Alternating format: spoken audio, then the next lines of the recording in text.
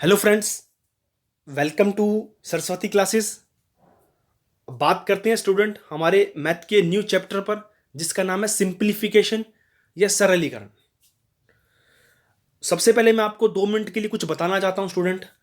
ये वीडियो उन सभी के लिए इंपॉर्टेंट है स्टूडेंट जो कि D triple S B, KVS और एनवीएस के अंदर प्रिपरेशन कर रहे हैं, टीजीटी, पीजीटी, पीआरटी।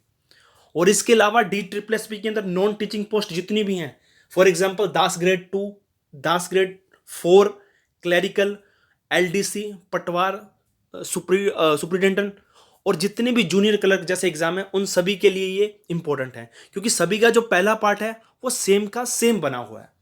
और दूसरी बात स्टूडेंट, जितने भी आपको सिंप्लीफिकेशन पर क्वेश्चन बनते हैं मैं वहां यहां आपको सारे टाइप करवाऊंगा।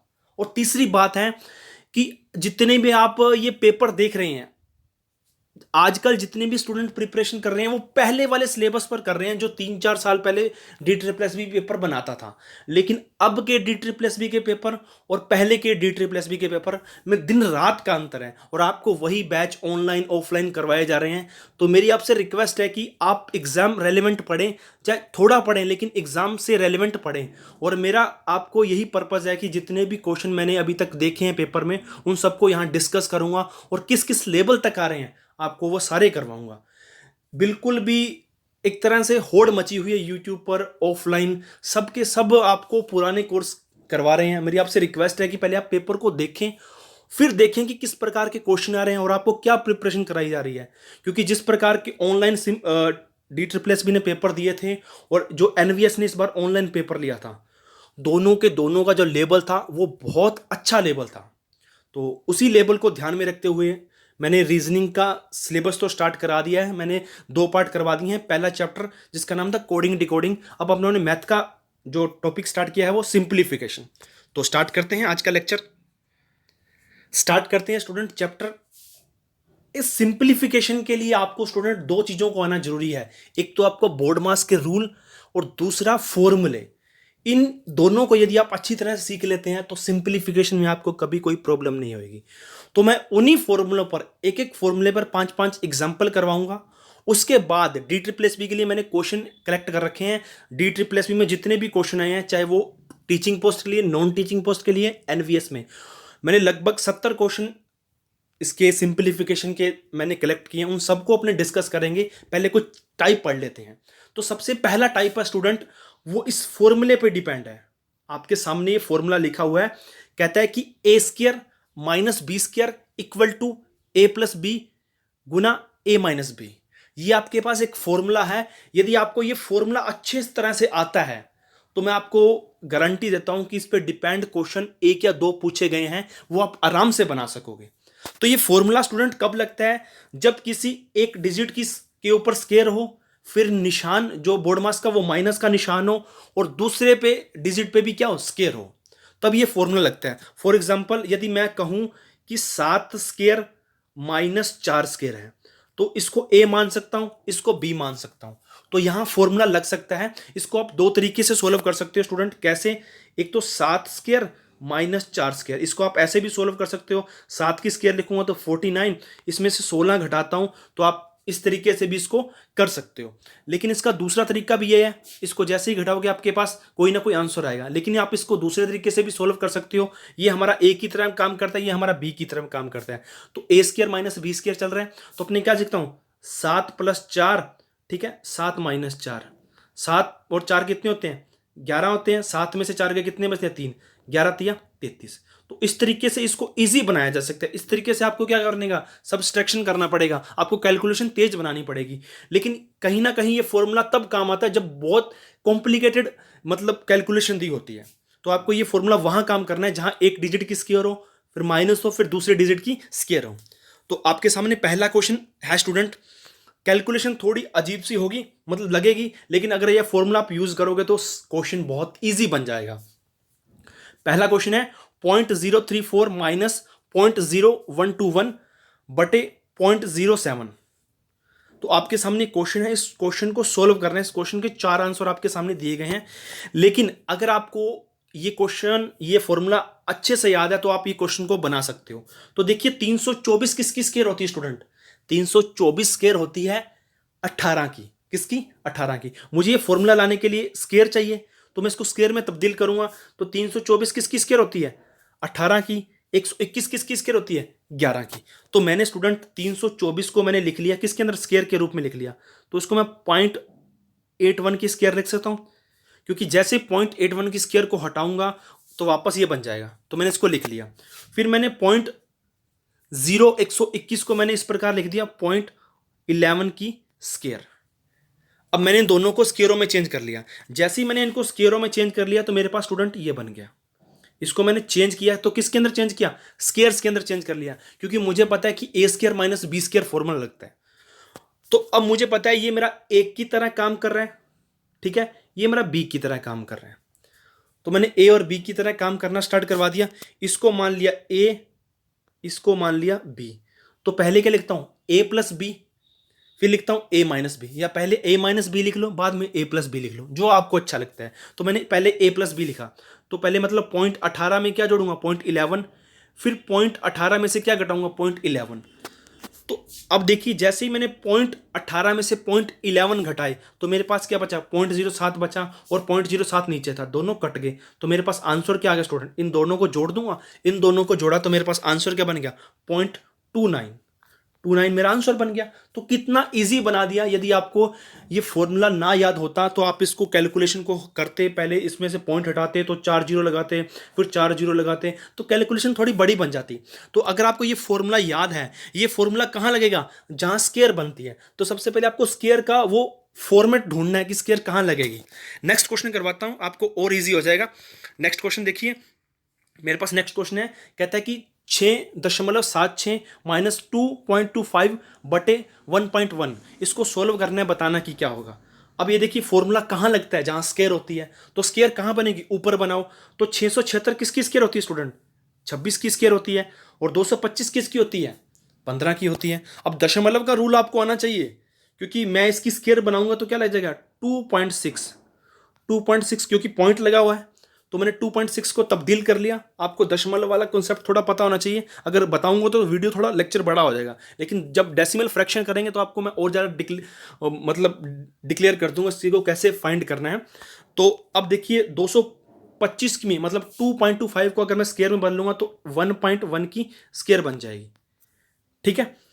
अब मैंने इनको चेंज कर लिया 676 को, मतलब मैंने किस में चेंज किया? 2.6 की स्क्वायर में, और 225 को मैंने स्क्वायर में चेंज कर लिया 1.5 की स्क्वायर में। अब मेरे पास ऊपर भी स्क्वायर आ गया, और नीचे मेरे को कोई काम नहीं करना, नीचे छेड़ना नहीं है बिल्कुल भी। अब देखिए ये ए का काम कर रहा है, ये बी का काम कर रहा है। तो सबसे पहले ए प्लस बी को लिखूंगा। तो मैंने 2.6 प्लस 1.5 को लिख लिया, ये मैंने लिख लिया। उसके बाद 2.6 माइनस 1.5। अब जैसे ही मैंने 2.6 में से 1.5 घटाया तो मेरे पास क्या आ गया? 1.1। नीचे भी 1.1 था तो ये कट गया, तो ऊपर क्या बच गया? इन दोनों को जोड़ दूंगा। इन दोनों को जोड़ा तो 2 और 1 कितने होते? 3, और 0.6 और 0.5 कितने होते हैं? 1.1। तो मतलब 3 और 1.1 कितने हो गए? 4.1। तो मेरा आंसर क्या हो गया? ए आंसर हो गया। नेक्स्ट क्वेश्चन है स्टूडेंट, इस क्वेश्चन का आंसर आप मुझे बताओगे। बहुत इजी है। देखिए कल भी आपने रीजनिंग के आंसर मुझे बताए, तो प्लीज जो भी वीडियो देखता है, तो सबसे पहले भाई हम आपके लिए इतना कर रहे हैं, कम से कम एक लाइक तो बन सकता है ना, क्योंकि आपके लाइक और कमेंट ही हमारे लिए मोटिवेट का काम करते हैं। यदि आप ज़्यादा से ज़्यादा देखोगे तो हमें भी अच्छा लगता है कि हम वीडियो बनाएं। अगर कम देखते हैं, कोई कमेंट नहीं करता, कोई लाइक नहीं करता, तो हमारा जो मोटिवेशन है ना वो गिर जाता है। फिर हम आगे से वीडियो बनाना बंद करते हैं, क्योंकि कोई देखता तो है नहीं, कोई लाइक तो करता नहीं, कोई सवाल पूछता है, कोई आंसर तो देता नहीं, तो हम बनाते नहीं इसलिए। तो ये क्वेश्चन आपके लिए स्टूडेंट कहता है कि 3.39 इंटू 3.39 माइनस 2.61 इंटू 2.61 बटे 0.78 माइनस 7.50 बटे 3.75, इसको सोल्व करना है आपको। ये सोल्व करना तो मैंने आपको सिखा ही दिया। सबसे पहले अपने को पता है, अब यहाँ आपको स्क्वायर करने की ढूंढने की जरूरत ही नहीं है, क्योंकि मेरे को पता है कि ये ए का काम कर रहा है, ये भी ए का काम कर रहा है। तो ए गुना ए कितने होते हैं? ए स्क्वायर, माइनस बी गुना बी कितने होते हैं? बी स्क्वायर, और नीचे 0.71 लिखा है। तो आप ऊपर ए स्क्वायर माइनस बी स्क्वायर का फॉर्मूला लगा सकते हो, क्योंकि जब सेम शक्लों को गुना करते हैं तो 4 गुना 4 करूंगा तो इसको ऐसे लिख सकता हूँ 4 की स्क्वायर। तो सेम शक्लों को गुना करते हैं 2 बार तो स्क्वायर के रूप में लिख सकते हैं। ये भी सेम शक्ल है, इसके साथ ये सेम शक्ल है, गुना किया तो 3.39 की क्या आ गई, होल स्क्वायर आ गई। इनको गुना किया तो 2.61 की होल स्क्वायर आ गई। अब रह गया इसको सॉल्व करने का स्क्वायर, ये पॉइंट से पॉइंट कट जाएगा तो 37 बाय को मैं अगर 2 से काटूंगा तो कितने पे कटता है, 375 को 2 से काटूंगा, 2 से काट सकता हूं तो 2 से काटूंगा तो कितना आ जाएगा 7.50। आप इसको सोल्व करके मुझे आंसर बताइए, इसका आंसर क्या होगा। मैंने आपको मोस्टली बता दिया है, बाकी कैलकुलेशन आप करके बताओगे। नेक्स्ट क्वेश्चन है स्टूडेंट, कहता है कि इसी फॉर्मूले पर डिपेंड है, जब तक आप फॉर्मूले में मिच्योर नहीं हो जाते, परिपक्व नहीं हो जाते, तो आप तब तक सीख नहीं पाओगे। मैं लगभग 5 क्वेश्चन करवाऊंगा आपको। इसका पीडीएफ मेरे टेलीग्राम चैनल है नारंग सर, आप अगर टेलीग्राम पर सर्च करोगे तो उसमें आपको इसकी पीडीएफ मिल जाएगी स्टूडेंट, आप इजीली से इसको देख सकते हो। और इसके अलावा मैं आपको जो भी प्रैक्टिस सेट देता हूं, जैसे रीजनिंग के कल मैंने 70 क्वेश्चन दिए थे, आप वहां से कलेक्ट कर सकते हो। नेक्स्ट क्वेश्चन है, कहता है कि 2.39 की स्क्वायर माइनस 1.61 की स्क्वायर, 2.39 माइनस 1.61, इसको सोल्व करना है। अब ये मेरे लिए ए का काम कर रहा है, ये मेरे लिए बी का काम कर रहा है, तो ए स्क्वायर माइनस बी स्क्वायर। नीचे वाले को मत छेड़ो स्टूडेंट, नीचे वाले को छेड़ना इट मीन्स मक्खी के छत्ते को छेड़ना। अगर मक्खी के छत्ते को छेड़ोगे तो स्टूडेंट आपको खाएगी भी और दर्द भी होगा। तो ये दर्द होगा मतलब इट मीन्स आपसे क्वेश्चन सोल्व नहीं होगा, आपका टाइम कंज्यूम कर जाएगा। तो जैसे ही मैंने इसको ए का काम किया, ये बी का काम किया, तो ए प्लस बी लिख सकता हूं, ये ए हो गया, ये बी हो गया। तो ए प्लस लिखा 2.39 माइनस 6.61, ये माइनस में लिख दिया, ये प्लस में लिख दिया। अब मेरे को पता है कि सेम शक्ल देखिए, ये सेम शक्ल मिल रही है, तो मैंने काट दिया इन दोनों को। ऊपर क्या बचा 2.39 1.69, इन दोनों को जोड़ूंगा तो कितना हो जाएगा 3। और जैसे ही मैंने इनको जोड़ा 3.9 और 6.1 को, तो कितना हो गया 3 और 1 कितने हो गए 4 हो गए। तो हमारा आंसर कितना आ गया 4 हो गया, जो बी क्वेश्चन है हमारा बिल्कुल सही है। नेक्स्ट देखिए स्टूडेंट, ये भी आपके लिए प्रिय क्वेश्चन है मेरा, और आप करोगे तो आपको बहुत अच्छा लगेगा। कहते हैं कि मोक्ष की प्राप्ति हो जाएगी जब आपका आंसर निकलेगा। तो और मोक्ष की प्राप्ति करनी है तो आपको ये आंसर मुझे बताना पड़ेगा। देखते हैं कि कौन कौन आज इन आंसरों को सबसे पहले बताता है। ये था हमारे 5 क्वेश्चन। पहले टाइप पर आपने सीख लिए स्टूडेंट, और उम्मीद करता हूं कि ये टाइप आपको आ चुका होगा। अब नेक्स्ट टाइप की ओर बढ़ते हैं स्टूडेंट अपने। नेक्स्ट टाइप है स्टूडेंट आपके लिए 2 क्वेश्चन जो आपने देखे हुए हैं टाइप, क्योंकि आपने 10वीं की है, 10th की है, 10th में ये फॉर्मूले होते थे, और उम्मीद करता हूं स्टूडेंट आपको ये फॉर्मूले मुझसे बेहतर आते हैं। बस मेरा काम है आपको रिकॉल करवाना कि कहां आपको ये फॉर्मूले की जरूरत पड़ेगी। तो a3 प्लस b3 का एक फॉर्मूला होता है, बहुत शानदार फॉर्मूला है, a plus B whole square मतलब bracket A square minus A B plus B square. Same शक्लें हैं, यहां प्लस है या माइनस है, बस इतना है। अगर प्लस है तो यहां प्लस लगेगा और यहां माइनस लगेगा, अगर यहां माइनस है यहां माइनस लगेगा, यहां प्लस लगेगा, बस यही काम है। अगर आपके ऊपर प्लस लगा है a3, बस इतना मत करना a प्लस बी की होल 3, ये अलग बन जाएगा स्टूडेंट, याद रखना। इसमें और इसमें दिन रात का फर्क है। आप कई बच्चे बहुत कंफ्यूज होते हैं कि a प्लस बी की होल 3 और इसमें देखिए, इसमें इंडिविजुअल 3 है, एक एक के ऊपर 3 है, इसमें दोनों के प्लस के ऊपर 3 है, याद रखना। तो आपको क्या करना है, a3 प्लस b3 का एक फॉर्मूला होता है a प्लस बी।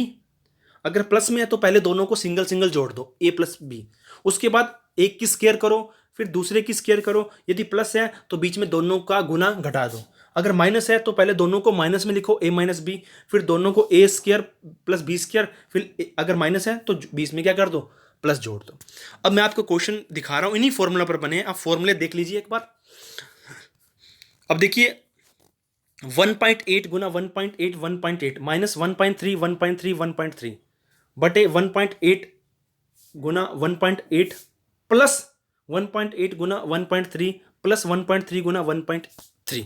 अब देखिए, और मुझे एक सीधा क्लिक करना है कि 3 बार गुना हो रहे हैं, तो सेम शक्ल है, a गुना a, तो इसको a3 लिख सकता हूं, ठीक है। माइनस इसको लिख सकता हूं b3 लिख सकता हूं। मैंने इसको a माना था, इसको a अज्यूम किया था 1.8 को, तो ये 2 बार गुना रहे तो a स्क्वायर आ गया। ये a था ये b था, तो प्लस ए बी आ गया, तो ये क्या आ गया प्लस बी स्क्वायर आ गया। मैंने जिस प्रकार मैंने एज्यूम किए थे स्टूडेंट आपके लिए, 1.8 को मैंने क्या एज्यूम किया था, ए किया था, तो a गुना a3 आ गया, ठीक है। b को गुना किया था b3 आ गया, ठीक है। उसके बाद मैंने इसको ए गुना किया था, ए स्क्वायर आ गया, ये ए ये बी, तो ए बी आ गया प्लस का, और ये कितना आ गया, बी स्क्वायर आ गया। मेरे पास ऊपर फॉर्मूला बन गया A3 माइनस B3। अब A3 B3 का एक बार समझ लीजिए, बाद में फॉर्मूला लगाने से आपको चुटकी में क्वेश्चन सॉल्व हो जाएगा, मैं आपको गारंटी कहता हूं। तो हो गया। अब देखिए एक बार इसको देख लीजिए, 1.8 की मैंने 3 लिख ली, नीचे लिख ली 1.3 की, ऊपर लिख ली 1.3 की 3 लिख ली, यहाँ 3 आएगा, सॉरी थोड़ा मिस्टेक होगी। अब देखिए 1.8 की स्क्वायर प्लस 1.8 गुना 1.3, यहाँ स्क्वायर है, ठीक है। अब मुझे पता है कि ऊपर 3 है, तो मैं 3 के अकॉर्डिंग ये फॉर्मूला सेट कर सकता हूँ। 3 के लिए फॉर्मूला क्या होता है, जब ए की 3 माइनस बी की 3 होता है, तो A minus B A square plus A B plus B square, ये फॉर्मूला सेट कर सकता हूँ। तो मैंने फॉर्मूला सेट कर दिया, तो फॉर्मूला क्या बनेगा स्टूडेंट आपके लिए, देखिए।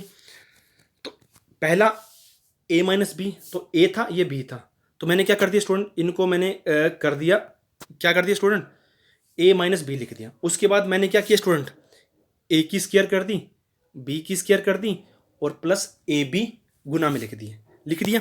और नीचे देखिए मेरे पास पहले से नीचे को छेड़ना नहीं, मैंने कहा था मक्खी के छत्ते को तो छेड़ना ही नहीं है। अब ये देखिए दोनों सेम शक्लें बन रही है ना, ए की स्क्वायर ए बी और बी की स्क्वायर, ये कट गया, तो मेरे पास बचा क्या, 1.8 माइनस 1.3। जैसे इसको आप सब्सट्रैक्ट करोगे 1.8 में से 1.3, तो कितना बच गया स्टूडेंट आपके पास, कितना इजी क्वेश्चन बना दिया आपके लिए, 0.5 रह गया। तो इसका आंसर कितना है, 0.5। ठीक है स्टूडेंट, इसको छोटा कर लेते हैं ताकि दिख जाए आपको। नेक्स्ट देखिए, अब आपको ऊपर वाला ये वाला फॉर्मेट कम करना है ताकि आपका और टाइम कंज्यूम कर सकूं, बचा सकूं आपका। इसको कम करना है, कम करने का तरीका देखिए, मैंने अभी भी आपको वो फॉर्मेट बना के दिखाया था। मेरे पास ये देखिए, ये ए का काम कर रहे हैं तो A3 बन गया, ये बी का काम कर रहे हैं तो B3 लिख दिया, ये ए का काम कर रहे हैं ए स्क्वायर लिख दिया, ये ए बी का काम कर रहे हैं ए बी लिख दिया, ये बी का काम कर रहे हैं बी स्क्वायर लिख दिया। और मुझे पता है ये मैंने बना दिया इसको, ये अगर आपको ये बना लेना फटाफट, और मुझे पता है A3 B3 को क्या लिखता हूँ, फटाफट लिख लेना, फटाफट AB3 लिख लेना। ये देखिए सेम काट सकता हूँ ना, इसको काटा, इसको मैंने क्या किया, मतलब एक्सपेंड किया, इसकी जो इक्वेशन थी मैंने इसके इक्वल जो लिखा था एक्सपेंड किया, तो ये कट चुका है। और जैसे ही कटा तो मेरे पास बचा क्या, A प्लस बी। तो आपको फटक देने आंसर लिखना, फटक देनी कि ए मेरे लिए ए था, बी मेरे लिए था, इन दोनों को जोड़ा तो कितना हो गया, 3 आंसर हो गया। तो कितना इजी बन चुका है आपके लिए स्टूडेंट। मेरे पास A प्लस बी बचा, ए कौन माना था और बी कौन माना था।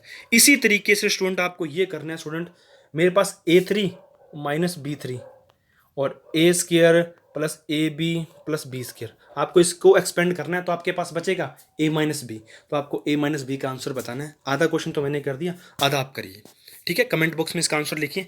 नेक्स्ट क्वेश्चन देखिए, और सेम का सेम क्वेश्चन इसी टाइप पर बना है, लेकिन दिखने में देखिए कितना कॉम्प्लेक्स लग रहा है। फ्रैक्शन आ गई तो आधे बच्चे तो इसको छोड़ के, मतलब इसकी बनावट को छोड़ के, मतलब किस प्रकार इसका प्रारूप बना हुआ उसको देख के छोड़ देंगे, अपना दिल छोड़ देंगे, जैसे लगता है कि कोई गोली मार रहा हो उनको। लेकिन इसको भी अपने इजी बना सकते हैं स्टूडेंट, बस आप थोड़ा सा फोकस करिए इस पर। कहता है कि 8/27 माइनस 1/8 डिवाइड 4/9 प्लस 1/3 प्लस 1/4 आपको सोल्व करना है।